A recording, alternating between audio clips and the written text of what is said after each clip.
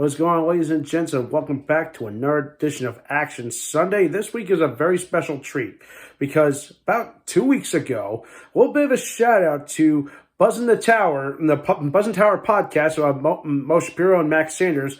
About 2 or 3 weeks ago, they did a review of today's movie that I'm reviewing, Big Trouble in Little China. Yeah, and of course, when they started talking about that, I feel like, yes, this is true 80s cheese at its finest, but I wanted to put my 2 cents into it. Now, for some reason, I thought I did this and did a review of this back during my brief era back in the crow's nest at my parents' house, if you guys remember that, and if that feels like ages ago. So to my shock, I didn't do it. So here it is. I just want to talk about Big Trouble in Little China and why is it that a lot of people love about this movie, including myself.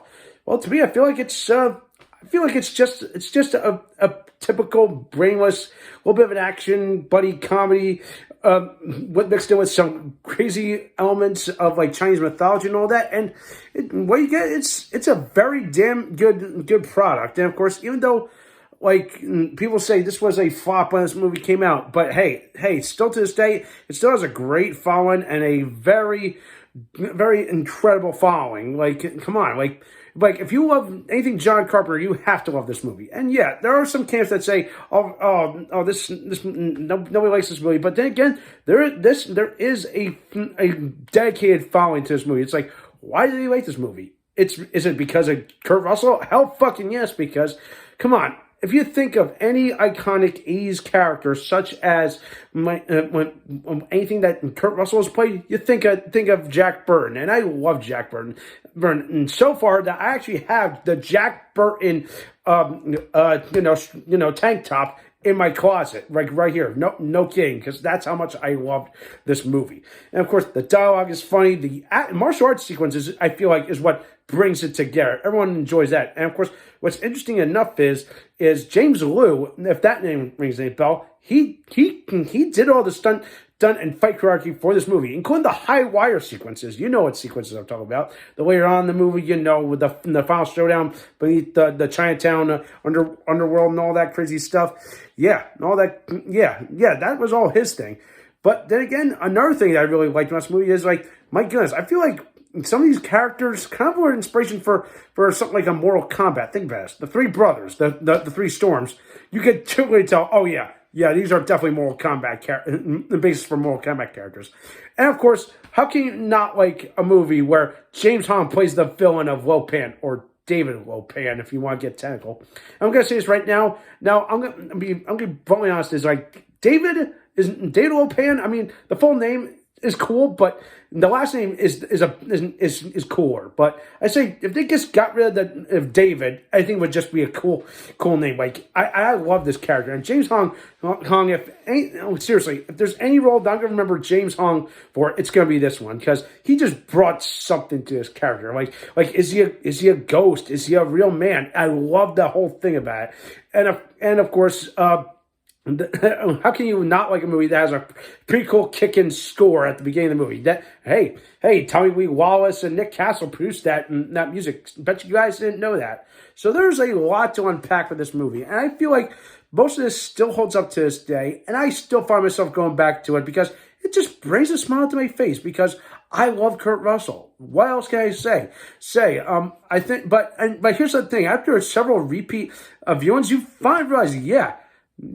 How different would this movie be if it were just be a Western instead of this typical modernized action comedy buddy set in the Bay Area?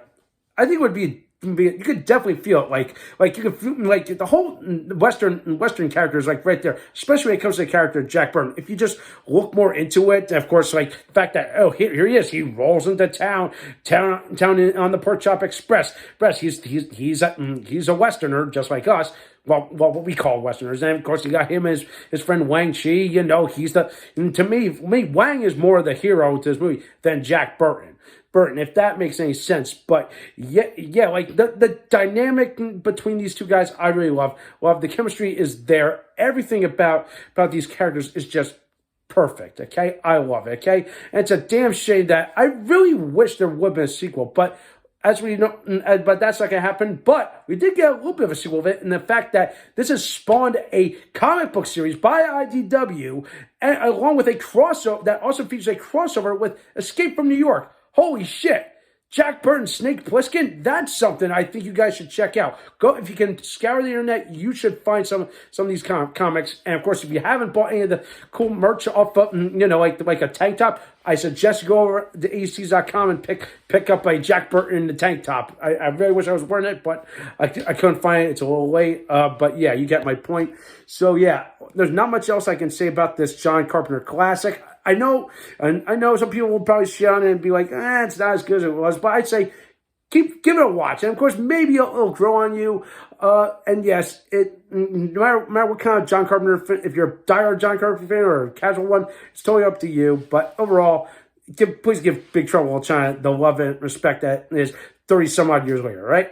So after that, I'm going to give Big Trouble in Little China a 7.5 out of 10. That's as generous as I am going to be. Sure, it's not the perfect action comedy adventure with a bit of Chinese mythology kind of thing, but yeah, I don't think anything else is going to match up to a caliber of this story. But then again, and a lot of fans definitely love this movie for what it's worth. All right. That does for this week. Thumbs up this video, subscribe to my channel, and stay tuned for some more awesome and exciting videos. And if you're watching SuperBowl, cheer your favorite team. All right.